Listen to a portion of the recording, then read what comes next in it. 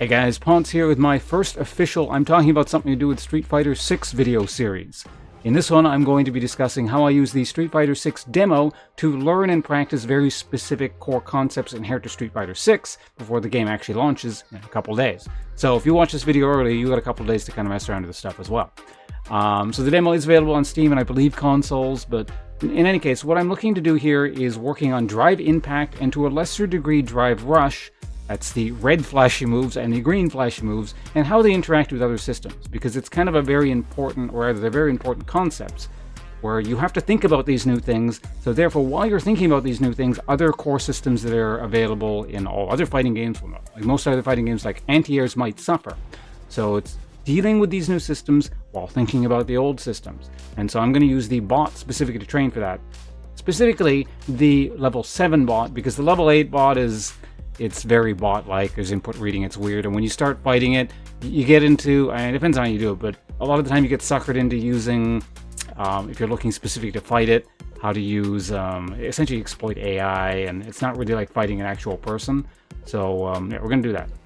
Now, before we get started, it is very important to know or understand that this is a training tool. We're not trying to kill the bot here. That's, if you just want to beat up a bot, that's fine as well. Like, it's not really difficult, but we're not trying to beat it. If you lose, whatever, it's a good tool to practice this specifically, because if you're fighting other people, you can say you'll practice these specific concepts, but it starts to creep in there. It's like, I want to win versus a person, right? But you really shouldn't care at all. But other people, it's like, well, there are easier ways to deal with, the drive impact spam he's doing or something like that. And then so you'll just start developing bad habits. And what I'm trying to do is, again, acclimatize myself to encountering these specific Street Fighter 5 or Street Fighter 6 mechanics. Do that. I'm going to use Dew. I don't care. Again, that's another thing I don't care about. What's going on here? When the game when the game comes out, I'm never going to play Dew again. It's not my character. Like, I'm not even really concerned about optimal combos of it, or sometimes I just might not even bother, kind of thing, if I don't necessarily want the bot to die or something like that. So I'm going to show you good examples of red counter and bad examples. So, for example, if I can get him to jump in, here's a... he didn't do it. Well, you'll see. I'll talk about it when it happens, essentially. And that should have been countered, but I didn't. That could have actually been... I could have canceled the low kick incidentally into the red flash, so... Another bad example of not countering the red flash.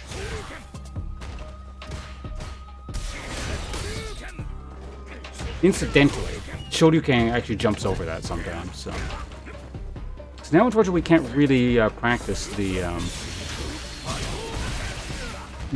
thing because I'm in a burnout state, but we can just end the round and move on. So I'm going to try... Bots often jump in right after that. It might be a good opportunity to show you why you don't want to counter usually an anti-air, or red is an anti-air. I can get him to just jump here. Nope. He didn't do it. That son of a bitch. Stupid bot's not cooperating. Okay, no, he didn't do it again. Come on, jump in. Oh, okay, we'll do a proper red counter. So that's one of the things I'll be looking for, and then we're going to just not do... Okay, apparently sort of do a combo. But in any case, that's not what we're looking to do. I'm not trying to play entirely passive. It's like a weird mix of a training tool and sort of playing properly. Because if you're just sitting back purely countering, that's of limited use as well. So...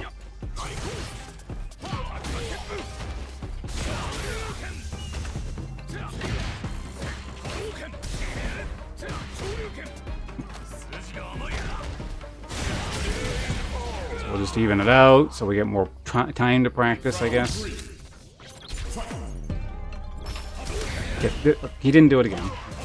Bot's not cooperating this time. He's not properly punishing me for doing bad things. There we go. Good example. Anti-airs, or rather, using a red as an anti-air can lead to situations like that where, yeah, the person just lands and then immediately cancels into a drive impact, and then you're the one that's punished with a huge red damage thing.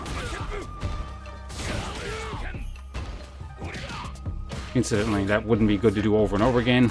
You know, just wake up wake up Shoryuken over and over again. But... Alright, good opportunity to counter with my own red there. Putting myself in burnout for really no reason. It's good to not be afraid of burnout, but like... the same time, you know, you don't want to put yourself in a burnout for like no reason.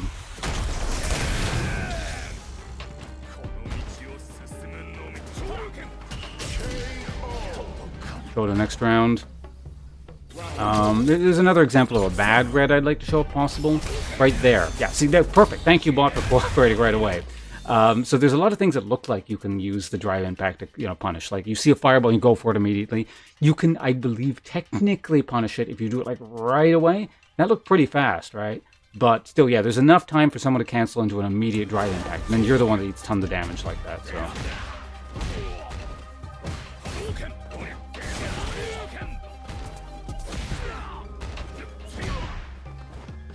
Let's try it. Oh, see, I'm going to get away with it. So that's not good, incidentally. This is a stupid combo.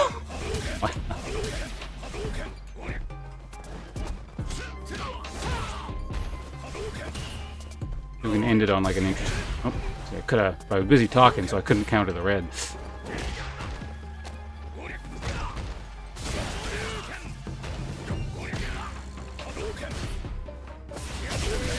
And there you have it. We'll just sort of end the roundup on that note. But like I said, I'm using this as a very, very specific training tool. Sure, I killed the bot, whatever, or I could have died to it. This is 100% not my concern. Again, you can very clearly tell I don't even care about like optimal combos and blah, blah, blah. It's, particularly if you're a Dio main or looking to use them, maybe it's more important to sneak that sort of thing in. But, and I guess to an extent as a thought exercise, I suppose, maybe it's a good idea to, you know, always be thinking about dealing optimal damage, blah, blah, blah. It's another layer of things to think about, but my main objective there, particularly showing off for the case of the, you know, the YouTube video, is just I'm using the bot as a very, very specific training tool. This is not a competitive aspect thing. It's like punching a sandbag or something. Just the sandbag sort of punches back. Anyway, thanks for watching. There'll be a lot more Street Fighter videos coming up. Like I said, this is probably my main competitive game. Main game even for quite some time to come. Maybe even my last one. It might be my last great hurrah. So a lot of interesting ideas, at least to me, about sort of content I can make. Maybe coming from the angle of how to come into fighting games as a MOBA player or something like that. And also coming from my perspective of I'm not a Street Fighter guy. I've played other fighting games to a reasonable level, but I've never focused mainly on Street Fighter. So maybe kind of like that outsider perspective, that challenger. I'm looking to get better at Street Fighter. Maybe you guys can get better alongside me, sort of thing. So hope you guys enjoy that sort of concept. Thanks for tuning in. See you guys around. Bye.